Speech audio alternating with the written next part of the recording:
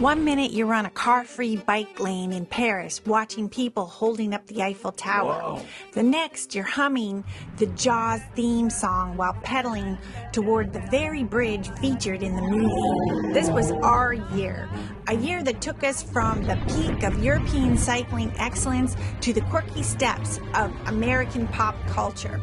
We wanted an adventure, and what we got was a chaotic, unpredictable, and frankly insane collection of stories of how our year on two wheels went completely and beautifully off the rails. It all started in Paris, which is in the middle of a full-blown cycling revolution. What's going on? Paris has definitely changed. How did Paris become bike-friendly?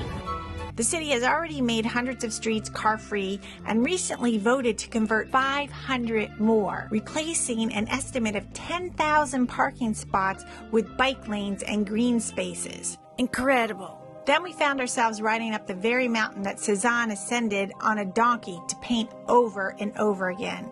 This is about the best cycling I have done in a while. We are going to go and discover the surroundings of Aix-en-Provence in southern France.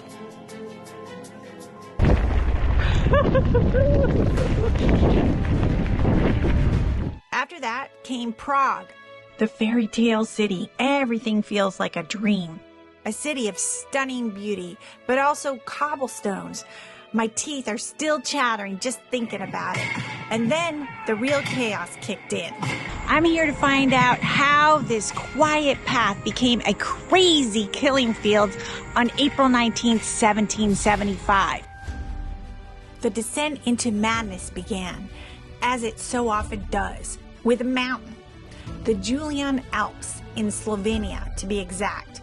We're talking about the Julian Bike Trail, a 290-kilometer loop with 8,500 meters of elevation gain. This is where you question everything, including the popular idea that cycling sucks for women.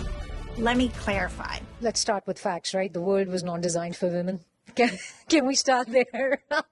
Right? And it just so happens that that is a continuation of our experiences as cyclists. These are some important topics that we want to talk about today. Struggles as women. Then, after riding the Schulykill River Rail Trail, we wanted to be like Rocky.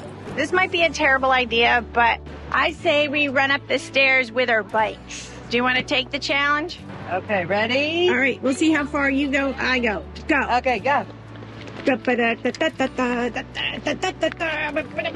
can do it.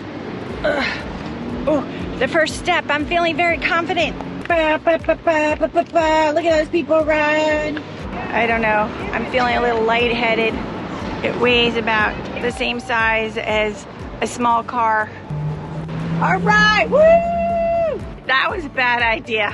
All right, I think the tourists are looking at me, and I think I heard a child ask her mother, "Is that bike lady okay?" I don't know what we were thinking. In a desperate search for some zen amidst the suffering, we tried bicycling meditation. This cycling meditation is a simple way to reduce your stress. Yes, it's a real thing. And no, we did not fall asleep or crash. Namaste.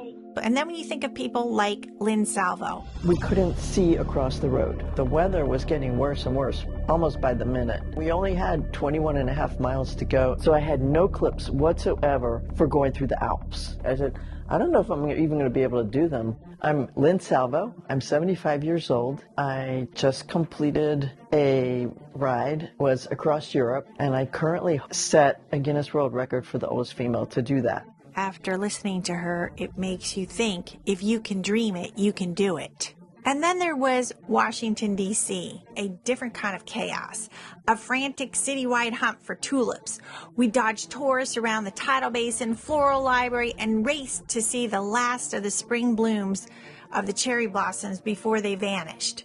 From there, we pivoted to the Canal Towpath. We have heard that this part that we are going to go on the C&O Trail may be the best part.